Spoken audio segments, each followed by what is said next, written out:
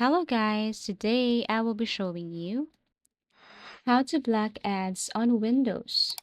If you find this video helpful, please do like and subscribe. So I will be showing you a few methods here on how to block ads on Windows. First, you have to go to your settings and then tap on privacy.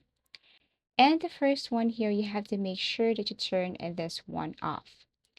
Aside from that, you have to look for another option here. Scroll down and tap this Show Me Suggested Content in the Setting app. And what you're going to do next is you have to turn this one off or toggle this one off. So that is the first method. The second one is you have to go to your Start menu. Now go to the search icon and then you have to look for System. Open System here. Scroll down, tap on Notifications and Actions. Here on Notification and Actions, you have to scroll down and make sure that these boxes below here are unchecked. Okay, you just have to make sure of that.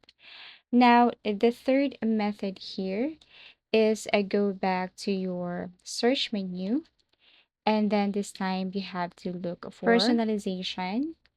Okay, you have to look for the start right here. And then you have to make sure that you have turned off these options. Okay, so turn this one off, toggle this one off.